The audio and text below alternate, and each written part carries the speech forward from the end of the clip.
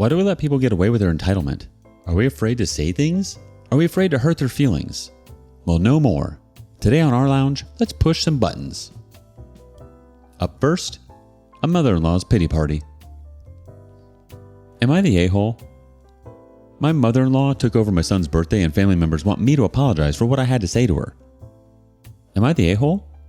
So yesterday, me and my husband had a full day planned for our son and doing things out of the home and not doing a big birthday party because it wasn't really something we wanted to do this year. We just wanted to make him feel special and do the things that he likes doing. So we took him to the trampoline park right when they opened in the morning, and we were there just about all day. We came home around the time that he was supposed to be taking a nap, and that was the plan, was to put him down for a little nap, wake him back up, and let him have the rest of the day playing with his gifts and just all around relaxing and having a good day doing whatever he wanted. But my mother-in-law decided to take it upon herself to decorate our entire house with trucks and cars, such as setting up streamers, putting out balloons, putting up banners, absolutely everything, while she had full access of our home because we had her go and pick up the cake while we were gone and get the pizza that we had ordered that was ready for pickup. So it would all be back at the house waiting on him whenever he got back home so he could blow out his birthday candle, have a piece of cake and a piece of pizza, and go take a nap. Well, when she picked up the cake, she had them scrape off the icing because she did not like what we had written on it, which was literally just said happy birthday and his nickname. But she put his full name, and when she had them scrape off the icing, they completely ruined the entire side of his cake, which did not match the theme that she decided to do. The cake was shaped like a dino. And then she started making backhanded remarks and little manipulative remarks to our son, whispering to him, but not whispering to him where you know the person is going to hear something and ask what you said, just so you can tell them to their face that type of crap. All because we were upset that she didn't listen to the plan we had, so now I have a house full of people and not enough food and not enough cake, and no drinks because I did not plan for that, and because I told her we were not doing that, she went ahead and did it anyways. So am I the a-hole for what I said to her? Mother-in-law made a backhand remark to me outside after about how she was going to sit in her car because no one appreciated her and she was just going to completely remove herself from my son's birthday. So I had had enough at that point because it had been constant since we had returned home because we were upset because she went with what she wanted to do and refused to listen to anything that we had planned, which we had planned for a couple of weeks, and we let her know all of it so she could be there and be a part of his birthday, but we weren't going to have a party. So I just yelled at her outside after that remark, saying that if she was going to act immature and saying that she was going to sit in her car and be manipulative to my kid and be passive aggressive and rude to me in my home, which is extremely disrespectful, that she can go home and not be a part of her grandkids' lives anymore. My husband is on my side because he was just as mad by the way she was treating our son and other kids and what she was saying to us in our home and the fact that she didn't listen to anything that we had planned and did her own thing. But the other side of our family that was at the party is saying that I'm the a-hole and I should apologize when I don't know if I should. This has been constant ever since the birth of our first child. Everything is always done her way or she finds a way to make it her way. She will make your life miserable until she gets what she wants. So am I the a-hole? Let's see what the community's judgment is. Bake Time 1089 says, not the a-hole. Yelling might have been over the top, but seeing as she goaded you by trampling a boatload of boundaries, it's understandable. If what you said is the truth, stand by it. She owes your kiddo, dear husband, and you an apology for hijacking kiddo's birthday. She knew darn well what she was overstepping, but she had to stage a "look at me, I'm Grandma of the Year" ambush. She was determined to win either way, as either hero or victim. Either outcome suited her agenda. Not cool, mother-in-law. The OP replies, anytime my husband has tried to talk to her since the birthday party yesterday, all she says was she was doing something that she thought he would like, when she knew for a fact that that wasn't the plan and completely overstepped, and it's not the first time she's done something like this. She did this when we were trying to move. She did this when we got married.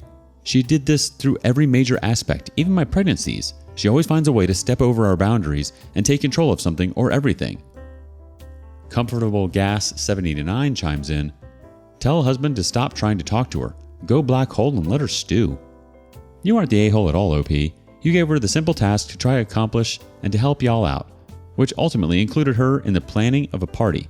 This is totally more than she deserved.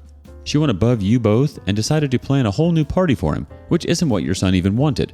Let her sit in her car and remove herself from the birthday. As far as I'm concerned, the trash let itself out, and you didn't really have to move a finger. What do you think? Next up, special delivery. Am I the bad guy for not wanting my future mother-in-law who hates me in the delivery room? For some context, I, 19 female, and my mother-in-law haven't gotten along for months because I ruined Christmas by going home because I didn't feel welcome. I've been told I've always been hated and not welcome there again, and if I'm going to keep acting this way. And because I yelled at her 4-year-old and told him to sit back in the car after he nearly went through the window, I apologized to the in-laws. We've also been told we should have got rid of our baby so boyfriend's sister can have the first grandchild. Sister-in-law and I are now due 3 weeks apart. I'm start of June, she's the end. Monday night, my boyfriend, 20 male, said he wants his mother in the delivery room as she's going to be in the delivery room for his sister around the same time. I told him that's not happening and she can come to the hospital, but she is not being in the room because why would I want her in there after everything she's done to both of us and how she's treated both of us in the past? And now he's carrying on about how, well, sister-in-law gets my mom, so why can't I? And, well, your adoptive mother gets to be there, so why can't my mom? As if he's the one that has to push this child out. I understand as we're young and this is our first child, he's just as scared as I am. But this woman hates me and I don't even want her at the hospital, let alone in the room with me.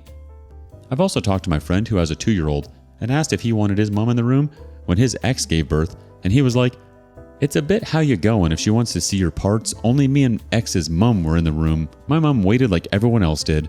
You're not an a-hole for telling him you don't want her there. I wouldn't even want her there if it was me, and she doesn't even like you anyway. Let's see what the community says. iAngel19 thinks, you do not have to have anyone in the delivery room that you do not want there. You are the one giving birth and you are the one at your most vulnerable state. The choice of who is in the room is yours and yours alone. He gets no say in this, and he's right. His sis is giving birth herself, so of course she wants her mom like you do, yours. But I doubt her mother-in-law is in there too. Side note, the fact that your mom adopted you has absolutely no bearing on mom rights to the delivery room. Your mother is no less a mother because she didn't experience your birth herself, just like Grams will be no less of a Grams for not being in the room up in your lady bits. That comment calling her your adoptive mom like that just irritates me. It's so manipulative and derogatory in the way it was used. Cordelia says, I'm hung up on how they asked her to abort so the sister-in-law could spawn the first grandchild. Jesus, people. Honey, listen up. Those nurses? They are scary as crap and do not tolerate unwelcome guests. I swear the pushier she gets with them, the more they'll enjoy booting her out. She can hoot and holler till she's blue in the face, and security will forcibly remove her from the floor. This grandma ain't the first dominant nut job they've seen and won't be the last. The delivery ward is a sacred place, and the nurses guard it with claws, teeth, and knuckles of steel. Your well-being and the safe delivery of that child are it. You tell the nurses who you want in the room and let them run defense. Your baby's father doesn't have the right to be there either. He has the privilege. You can revoke that privilege if he interferes with your physical and emotional well-being anytime. The nurses are looking out for you. 3-Ring Crap Show says, not the a-hole. Birth is not a spectator sport. It's your medical procedure, not his. Also, she told you to abort this child so your sister-in-law could have the first grandchild. Anyone who wishes death on your baby doesn't get a relationship with them. If she wanted the baby dead, then I'd be pointing that out and slamming the door on that permanently. Your dear husband needs to get on your side or out of the way. He's about to be a father and needs to start acting like it. His first priority is you and your baby. His evil mother's once come a distant last. You're not the a-hole at all. Why the heck would you want anyone who hates you in the room with you during such an intimate and sacred time? It's times like that you need people who love you unconditionally and support you no matter what. You don't need toxicity. She can get stuffed. There's no way I'd let her in the room. Am I wrong? Next, a mother-in-law who thinks it's all about her. It's over. After going through a rough time in our relationship, my fiance and I have canceled our wedding day. We've been together for a very long time, and looking back now, we've always had communication issues. He's very sheltered and smothered by his parents, even though he's in his 30s, where I'm extremely independent and had to grow up at a very young age. I've never had an issue with mother-in-law or father-in-law. We've been close during our entire relationship. I will say I disagree with their ignorant views, communication, and how they handle situations very much so, but have never been disrespectful or told them how I feel in any way. That's probably my first problem, not creating boundaries. I have during arguments brought it up to my fiance, and do blame them in a way for the way he handles things, which I understand is very wrong. I just always feel like I'm dealing with a child. When we argue, he can go days without speaking, where I like to address things right away. He doesn't know a lot of essential things. He's okay with his parents micromanaging his life and finds nothing wrong with it. There's nothing wrong with showing your love to your children, but in this case, I feel like they have done a disservice to him. During wedding planning, she flipped out on him for not going over our guest list with her and not including someone we don't even know. This time, he stood his ground, which resulted in her not speaking to him for a while, which caused much stress to us. I've never seen this side of her before, but it's very similar to how he acts.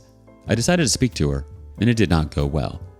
So now the issues my fiance and mother-in-law had are forgotten about, and he asked me to please reach out to apologize because he feels like someone's lying about how our conversation went, and now his dad's not speaking to him.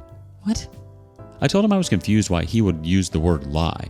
I told him the things she said to me word for word, which she said pretty outrageous things. Why didn't we sit down with her and go over our wedding with her?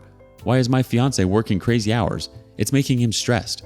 Why is he telling her she can't invite someone, etc.? We both decided today that it's not going to work. Called the venue and canceled, and he then went and laid down and watched TV. I feel like I'm in a Twilight Zone. Let's see what the community reactions are like. Dejected DIL says, "A few years from now, you're going to look back and be forever grateful that you escaped this mess." Monkey Hamlet says, "It's easier to leave a mama's boy than to divorce a mama's boy, and both of these things are easier than changing a mama's boy." And N971 chimes in, "Speaking from experience, I'd have to agree with this. Been married to a mama's boy for 13 years, and while he is great in many ways, having to compromise my boundaries to make his mom happy has nearly ruined my marriage. We have kids and very intertwined lives now, which makes divorce very complicated.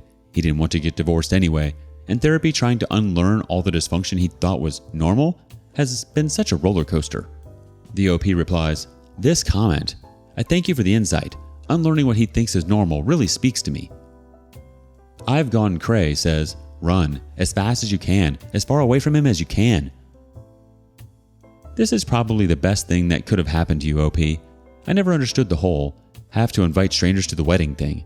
Sometimes I feel like a wedding is really for other people and not really for the bride and groom, or at least others make it feel that way. You would have married your fiancé and his mother. Just think about that. No thanks. How did your family handle your own wedding? Let us know in the comments below. Up next, like mother, like son. Only allowing ex-mother-in-law to see pictures of the kids with me in them. Thought I'd share a bit of petty revenge lately. My ex and I split after he had an affair. He is a narcissist, and I only started seeing the emotional abuse clearly as I got out of the relationship and started therapy. Well, it turns out his mother has a problem too. I started unfriending all his family on Facebook. After 2 years of not talking to any of them, I didn't see the point in having them around. The latest has been his siblings. There are other reasons I still have his mother as a friend, but I don't want to go into them as it's a little too much detail. I don't need my ex or his mother coming after me for this. Once that stuff is over, I'll just remove her as a friend, but for now, I need to be petty. His mother is freaking. If I remove her, she won't see the photos I share of the kids. She wants to see what the kids do at both houses. Well, so do my parents, but they don't get that. My ex doesn't care about them, and he doesn't do Facebook. What I noticed is ex-mother-in-law has been taking my photos and sharing them with her friends and family. She has 1,000+ friends, a lot of them she doesn't even know that well. I don't want her sharing the photos. She won't stop. So my petty revenge, she doesn't get to see a lot of my posts. I put her on one of those all friends accept things. The only photos she gets to see are those that have me in them. She can see the kids, but she gets to see my face too, and she doesn't like sharing those ones. She hasn't said anything yet, but I'm sure she's seething. She's the only family member left on his side, and our mutual friends are only my parents, and they won't share things with her now that I've told them what's going on. It really is petty. My friends tell me so, but it feels good. She can't exactly say that she doesn't get to see photos of the kids. Edit. All those saying I should stay in the middle, I do. All those saying I'm using the kids as pawns, that's your prerogative. I'm using their photos, not the children. Nothing has changed about the photos I take, just the way they are shaped, online, and I haven't said anything to the kids about any of it. What happens when I cut her out completely for my own mental health? Am I a complete a-hole then? I'm going to have to mute the notifications somehow, though. I want to respond, but I need to work and I have a girls' weekend planned and would like to avoid my phone when with them. We often even forget to take photos, we're so in the moment. Let's have a quick check-in with the community. 23 Slide says, remember to always be in the middle of your kids' photos, not on the edge. You know, to make removing or cropping you out next to impossible. AOP replies, oh yes, that's something I now make sure for anything she gets to see. Rose717 chimes in, when I was still sending photos, I'd send blurry ones, the back of the head, a hat pulled over the face.